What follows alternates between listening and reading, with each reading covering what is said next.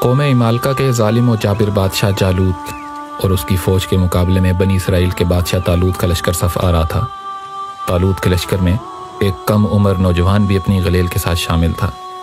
نو عمر ہونے کی وجہ سے اس نوجوان کو اسلحہ نہیں دیا گیا تھا۔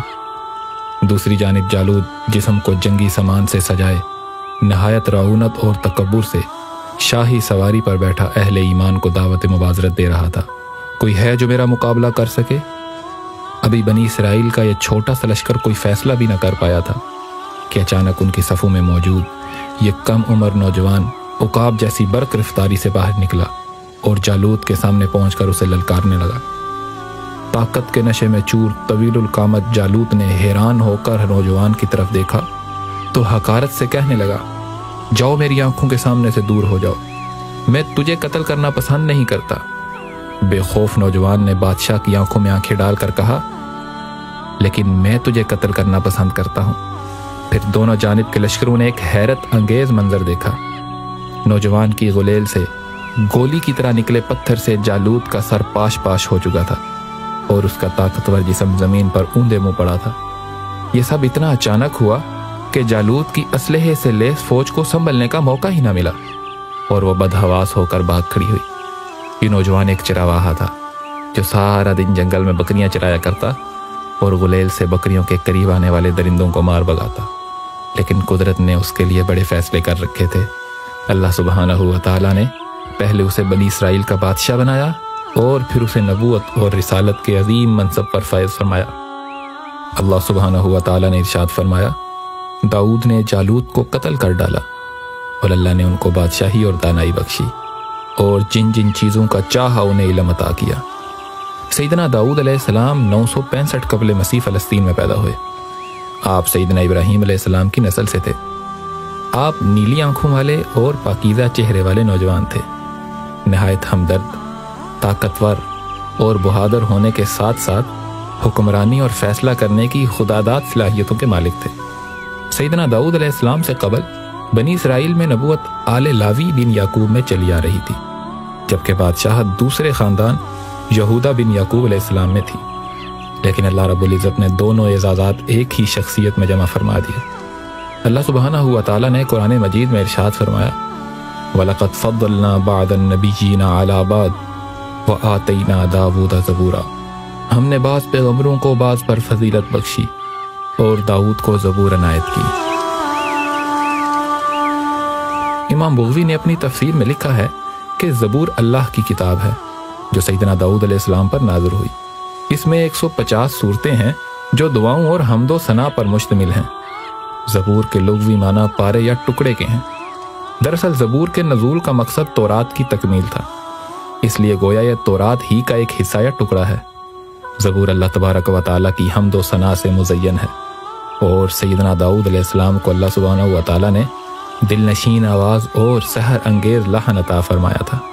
آپ علیہ السلام جب زبور کی تلاوت فرماتے تو وجد آفرین تلاوت سے مسحور ہو کر چرند، پرند، درخت، پہاڑ، جن و انس، دریا و سمندر یعنی سب اللہ سبحانہ و تعالیٰ کی حمد و ثنا میں معاف ہو جاتے۔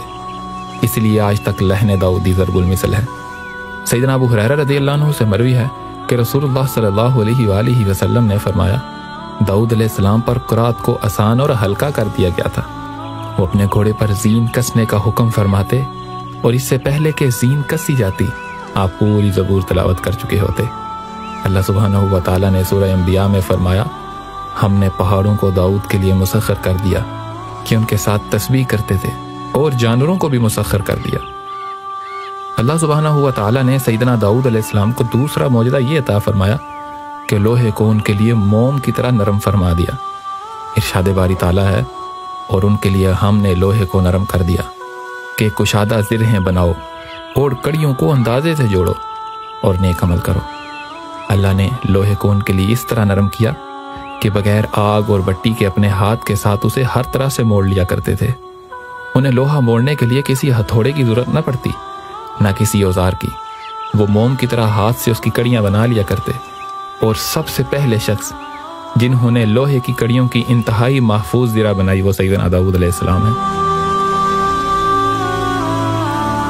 سیدنا داؤد علیہ السلام اپنی خلافت کے زمانے میں بھیس بدل کر بازاروں میں جایا کرتے اور لوگوں سے پوچھا کرتے کہ داؤد کیسے آدمی ہے۔ چونکہ سلطنت میں عدل و انصاف عام تھا اور لوگ عیش و عشرت سے رہتے تھے، کسی کو حکومت سے شکایت نہ تھی، اس لیے آپ جب بھی سوال فرماتے تو لوگ سیدنا داؤد علیہ السلام کی تعریف ہی کرتے۔ اللہ سبحانہ و تعالیٰ نے آپ کی تعلیم کے لیے ایک فرشتے کو انسانی شکل میں بھیجا۔ آپ نے حسب عادت اس سے بھی وہی سوال کیا تو فرشتے نے جواب دیا، داؤد بہت اچھے آدمی ہیں، وہ اپنے نفس اور اپنی رعیت کے لیے بھی بہتر ہیں، مگر ان میں ایک ایسی عادت ہے کہ وہ نہ ہوتی تو وہ کامل انسان ہوتے۔ داؤد علیہ السلام نے پوچھا کہ وہ کیا عادت ہے؟